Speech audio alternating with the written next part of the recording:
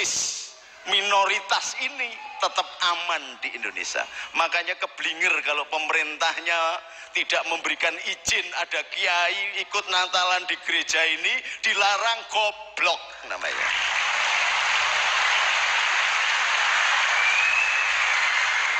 Karena justru yang nampaknya minoritas ini adalah menjadi penyelamat yang mayoritas. Karena apa? Menjadi pagar betis. Ini pandangan visionernya Hadratus Syekh Hasyim Asy'ari. Maka kemudian membentuk yang namanya anak-anak muda bernama Banser ini untuk mengamankan. Cuman yaitu kalau pas berdoa, bapak-bapak tolonglah doakan juga Banser-Banser saya. Di dalam doa ibuku ada namaku disebut. Di dalam doa ibuku ada namaku disebut. Banser saya jogo Natalan dibom sampean ndonga dhewe, banserku ora ana sing ndongake, mati.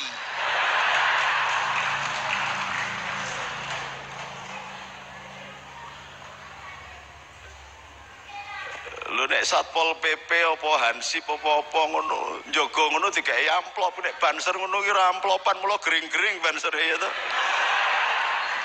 Allahumma sholli ala Muhammad, kok Allahumma sholli ala Muhammad. Maka sudahlah yang sudah-sudah, kita perlu menanamkan damai. Ar-Rahman itu menjadi kasih. Ar-Rahman itu ditiupkan roh Allah di dalam diri kita yang bersifat Ar-Rahman. Maka ketika engkau ingin menyatu dengan Bapakku, kata Isa, aku adalah jalan, kebenaran, hidup. Yang barang siapa menuju kepada Bapakku melalui aku. Maka kalau aku itu adalah Ar-Rahman, kasih, maka ketika engkau datang kepada orang-orang yang miskin, yang kelaparan, dan engkau membawa sepincuk nasi, ketika engkau mendatangi orang yang kedinginan karena banjir, bencana dengan selimut, ketika engkau menziarahi orang-orang di penjara atau yang sedang sakit, maka sesungguhnya engkau menziarahi aku, memberi makan aku, dan memberi minum aku.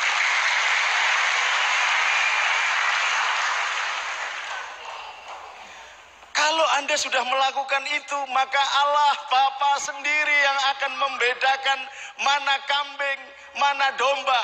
Karena Anda adalah domba yang akan diselamatkan oleh Allah Bapa di sisinya.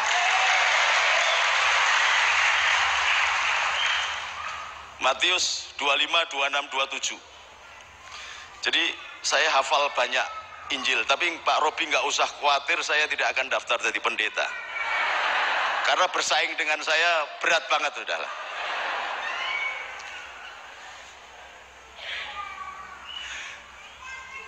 Gus Dur meneruskan Hadratus Syekh Hasyim Asy'ari. Dia sapa karena namanya adalah Ad-Dakhil, penyebar rahmat, penyebar kasih. Seandainya tidak ada Gus Dur dan Allah tidak melahirkan orang yang seperti Gus Dur, maka sampean tidak bisa melaksanakan Imlek.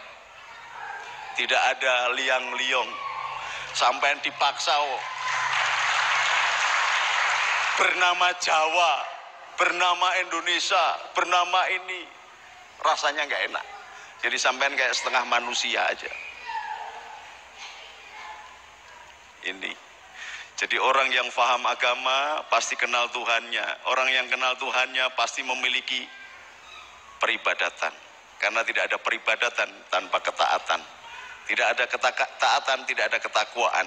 Nah, sampean menyapa bangsa dengan taman hati, menolong sesamanya tanpa melihat agama, ras, suku, kepercayaannya, maka sampean berarti memperkuat jabatan di pundaknya sebagai talang-talang Tuhan dan tangan Tuhan sendiri mengurapi bangsa Indonesia.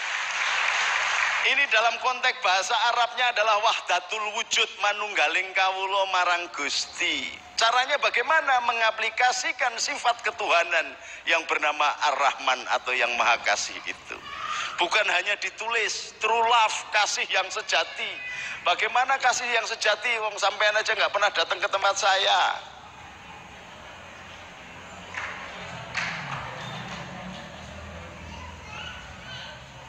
Ayo, apa bukan dengan tidak resiko ini saya? Saya kemarin masih di Jakarta, terbang ke Surabaya, mau ceramah di sini harus izin Sunan Ampel dulu jam 1.30 malam saya ziarah ke Sunan Ampel. Karena apa? Saya mau menceramai orang-orang Kristen yang keturunannya Tan Boliang. Sekarang menjadi pendeta Robi, itu kan Cinotoro. Coba bayangkan, kalau yang ngomong bukan saya, marah nggak Pak Robi? Kenapa saya ngomong sampai malah ketawa? Karena ada Tuhan di sini.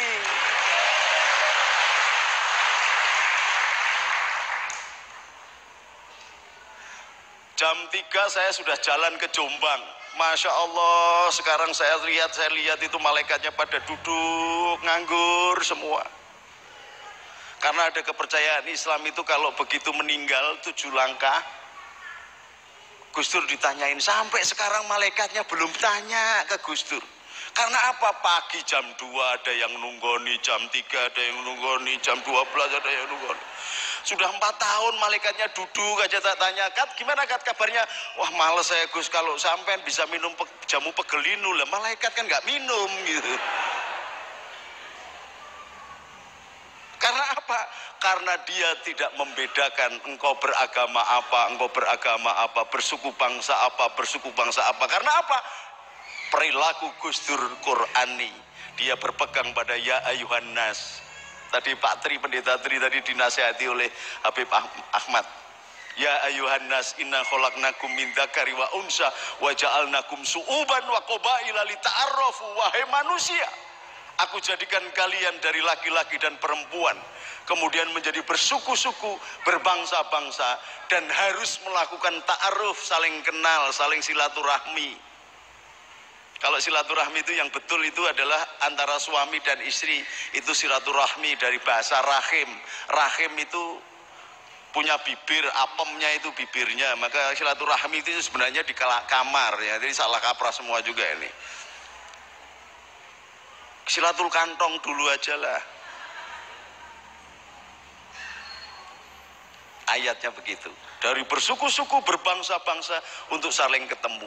Lah wong sak pati, wakil bupatinya sama, kapolresnya sama, dandemnya sama, camatnya sama. Kok mau beribadah saja jangan ada umatku yang datang, wis rasa teko ora apa-apa gitu loh. Karena apa? Antara Kristen, Hindu, Buddha itu dipimpin oleh nabi-nabi. Islam dipimpin oleh nabi-nabi. Orang Yahudi dipimpin oleh nabi-nabi. Gusti Allah ini mencela-mencela enggak? Ya bener jawabannya kok rapatnya jelas gini. Gusti Allah ini mencela-mencela enggak? Nah iya, kalimatnya sama, dulu itu sudah ada, la ilaha illallah itu ada, jangan ada Allah di hadapanku. Kemudian karena mudeng-mudeng guanti Nabi sampai 319.000 Nabi, sampai kepada Musa disuruh naik ke Gunung Tursina, di situ dididik kursus kilat oleh Allah selama 40 hari, medon-medon bawa lot yang bertuliskan the Ten Commandment. Satu ayat yang pertama adalah jangan ada Allah di hadapanku, jangan ada Allah lain di hadapanku. Itu nek bahasa Indonesia. Bahasa Arab la ilaha illallah. Lu sampai ini Kristen kok mau la ilaha illallah?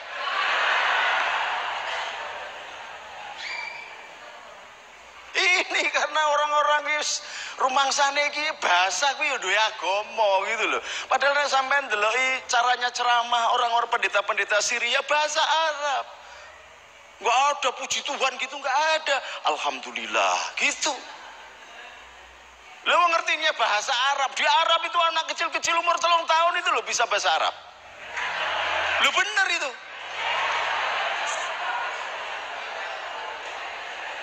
Ini ceramahnya masih panjang nggak pas sudah habis?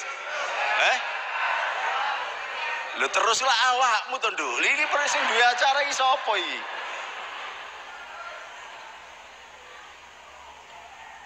Jadi 10 perintah Allah atau the 10 commandment kepada Musa dibukukan dalam Lot itu adalah la ilaha illallah. Jangan ada Allah lain di hadapanku. Kemudian baru hormati orang tuamu.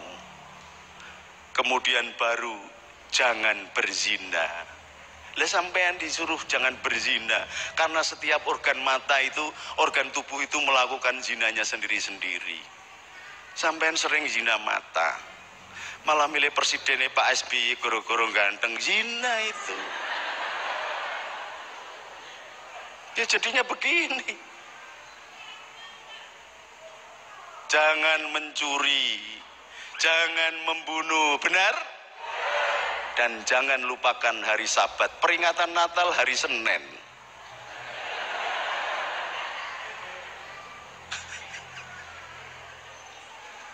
Loh iya apa enggak? Hari Sabat itu hari apa sih? Hari Sabtu, sampai ibadahnya hari Minggu. Natalan hari Senin. Saya pernah diprotes itu ketika saya ceramah di gereja Katolik Santo Ignatius Loyola di Menteng. Loh Gus Nuril kenapa? Ibadahnya kok hari Jumat? Lah sampean ini loh yang dapat perintah Allah. Yang namanya perjanjian lama ya, beribadahnya harus hari Sabtu malah hari Minggu kok sampean ngeloki saya. Lah kan habis Yahudi, Nasrani baru Islam. Sampai saya manut sampean. Jadi sampean ibadah hari Minggu kok salah, saya ikut salah. Nek bener ikut bener ya bilang gitu. Coba kalau semua pemuka agama, semua pemimpin bangsa, semua pemimpin umat, semua penguasa di negeri ini memiliki sifat Daud.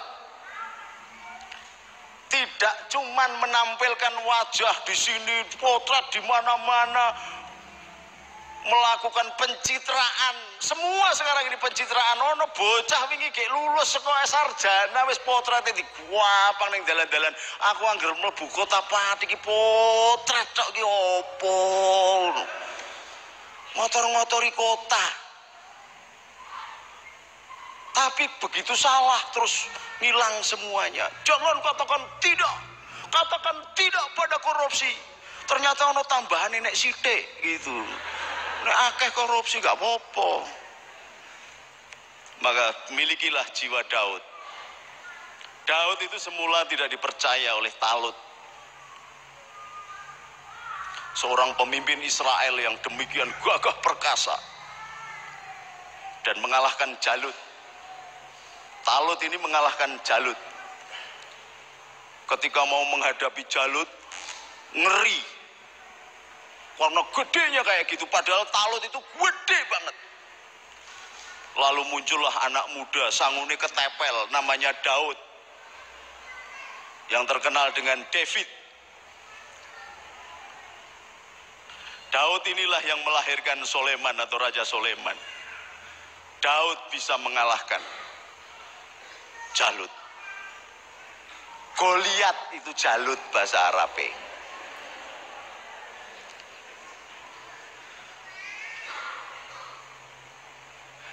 Tetapi karena David ini cilik tapi watos badannya kayak Pak Edi gitu, kayak Pak Budi gitu.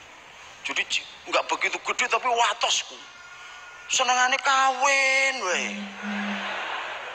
Bojone sudah 999 melihat panglimanya punya istri cantik, dicintai juga.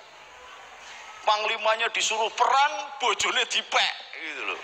Maka ada hukuman di situ. Tetapi dia kemudian mengaku bahwa dirinya tidak sempurna karena dia kembali lagi dinasihati oleh sahabatnya Yosua. Maka dia kembali lagi kepada Allah. Sampean ada nggak keberanian untuk kembali kepada Allah? Kalau Yesus itu serbannya adalah derita, jubahnya adalah sengsara. Ini kan saya sama Yesus kan hampir sama, cuman bedanya Yesus itu serbannya pakai duri, kalau saya pakai ini. Sebab kalau pakai duri saya nggak gemblengan kayak Yesus. Gondrong juga lho, kok sampean pengikut Yesus ra ono sing gondrong prontos kabeh. Padahal Yesus itu disuruh cukur oleh Allah, malah milih potret. Makanya tidak ada nabi di dunia ini yang ada potretnya kecuali Yesus. Karena disuruh cukur sama Allah malah potret, duitnya buat potret.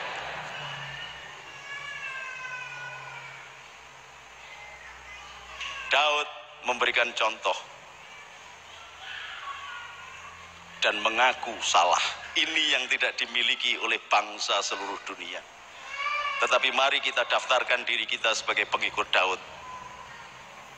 pengikut David. Bisa nggak diiringi lagunya? Ini Mazmur. Sekali-sekali kiai nyanyi Mazmur.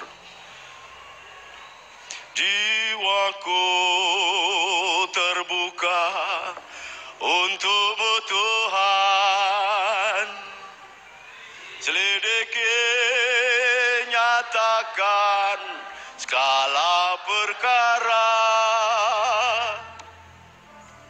singkapkan semua yang terselubung, supaya aku layak di hadapan-Mu Tuhan. Gitu ya, ayo bareng-bareng. 1, 2, 3. Jiwaku terbuka untuk-Mu Tuhan, selidiki nyatakan segala perkara, singkapkan semua yang terselubung,